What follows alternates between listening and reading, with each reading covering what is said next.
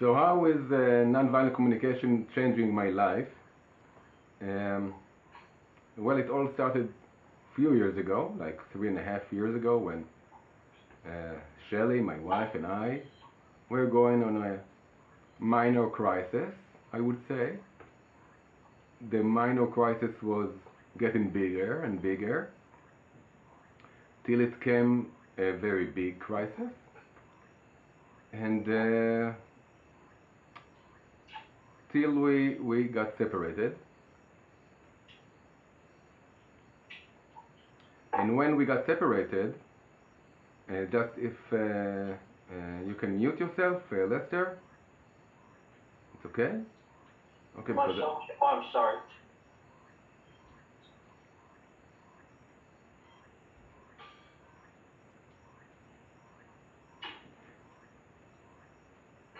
okay, thank you. And when we got separated, I knew I had to do something because I didn't want this marriage to be over. I had the sense that we have some more things to work about, and I have to work about more things. And it was also kind of a turning wheel that I saw my last marriage. Like this was my second marriage, so it was like almost the same thing coming back to me. So I understood that I have to understand something in my life, that I won't have this karmatic thing going on all over again. So in these times that really it was, this very emotional time with happiness and sadness and fear and all the emotions that were I was feeling, I ran into this YouTube video by Dr. Marshall Rosenberg. And this video was sent to me by a friend a few months ago, before that, and he told me, you should listen to this video, because we were talking about stuff, our marriage and all of this. So he told me, yes, this is something I do, maybe you should look at it. And then time passed by and I didn't.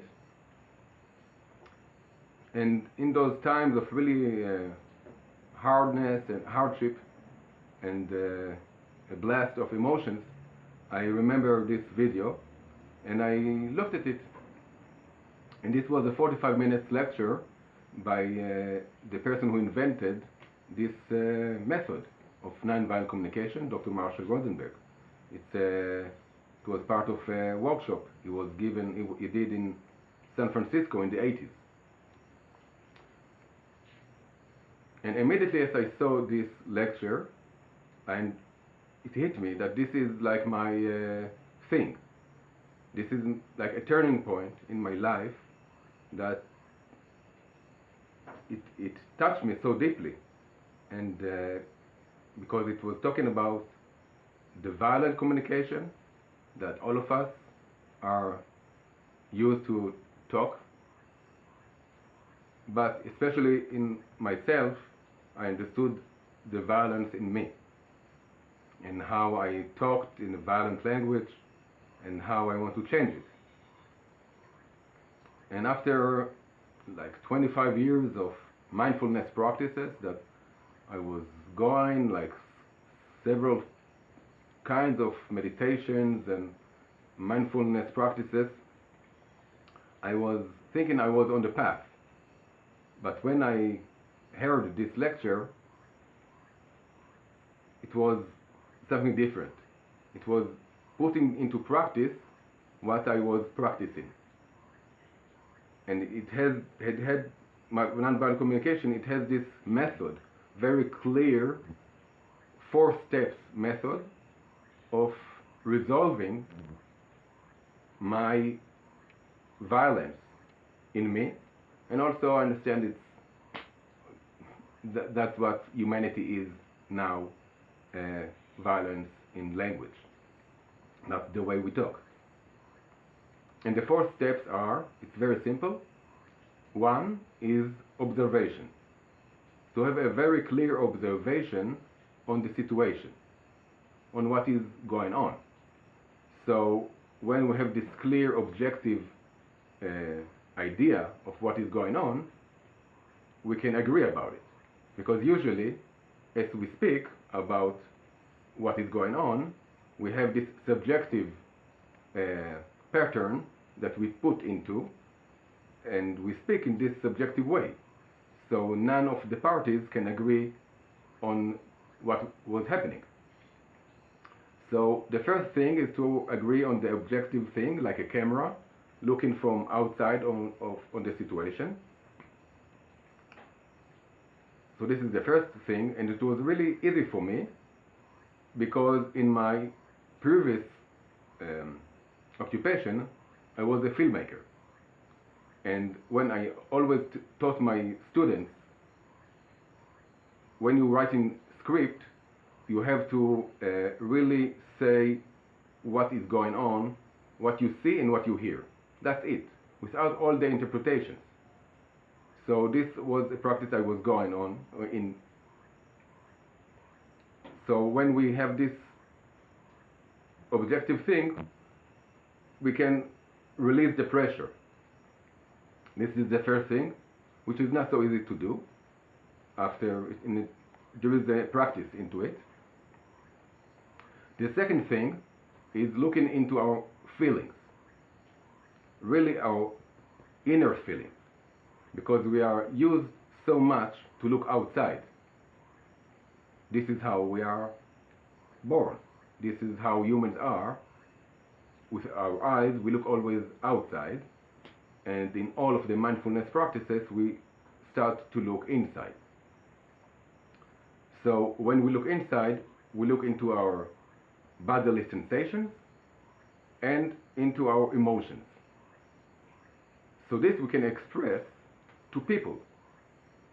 So instead of saying, you are such an angry person, I can say in a clear observation, when you said to me, blah, blah, blah, I felt lonely, or sad, or desperate, and all of the emotions I can feel at this moment. So then I don't project my anger at the people, but I just tell them how I feel about it without them being interacted into it, because they can identify with me. They can identify with my feelings and not with my projections. And also they don't have to defend themselves, because always when I said about somebody who you are such an angry person, immediately they will start defending. So this is the second step. And the third step is looking into our needs, because the feelings, our feelings, which are not, especially men, we are not used to feel them, are like sensors. Sensors of what is going on with our needs, if they are being fulfilled or not. If our needs are being fulfilled, we feel happy, we feel comfortable, like as we won the lottery. But if we feel uncomfortable, probably our needs are not being fulfilled. So if we understand our emotions, and there is a big variety of emotions, and humans tend to have only 3 emotions, like sadness, anger, and happiness, or fear. Now they're very blocked, big emotions. And when we start looking into emotions, we tend to broaden it up, have a wider sense of all of the emotions, which are countless. So we have to like fine-tuning into ourselves. So if we fine-tune, we can understand exactly what's not working. So this is the third step.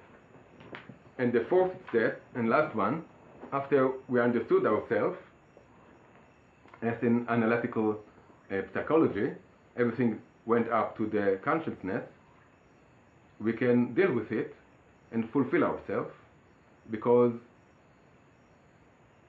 we um, goes from our strategies, which I want my wife to be this and this, or I want somebody to do it, so I'm projecting my enemy image on them. I, I have a different idea of my own needs, so now there are limitless ways to fulfill my needs. Always, there are more and more ways to explore, and if one way is not working at the moment, I can explore a different way. So this is really a curiosity process, and an adventure one, and a playful one, which also is really nice to do. And yeah, let's try it this way, and let's try it this way, and if this is not working, okay, so I got a no. And usually when we tend to hear no, that's what happened to me. I heard countless no's, and I blamed the people. But if I can understand that a no is only a no, also for them is a yes. Because for them they are saying no because they want to fulfill their needs. So if I can fulfill both needs, this is the win-win situation we all want. But we can agree on the needs, because needs never conflict, only strategies. So this is the 4 steps, which is very easy to understand.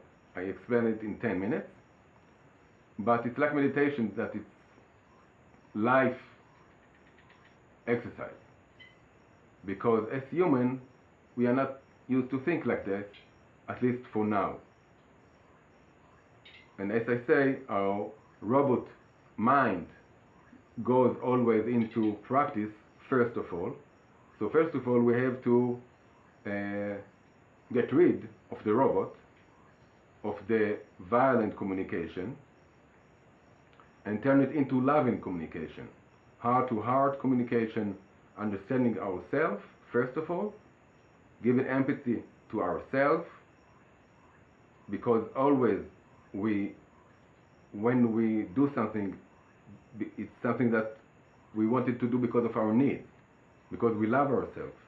So first of all, we tend to love ourselves deeply in all of our being, and then we can love the person we are talking to deeply, and then we can form this connection of heart to heart. And this is the loving communication, which nowadays I'm so happy to see all over, starting to emerge. This new language, I hope we can practice here in our community, because in our community, which is like a family, we tend to meet the person all over and over again. It's not like a communities that are, we can forget about the people. So here we have no choice but to speak in loving communication. And this is what I want to practice and do in this community. And I would like to share my practice with you. And I hope you will like to and love to share this with me.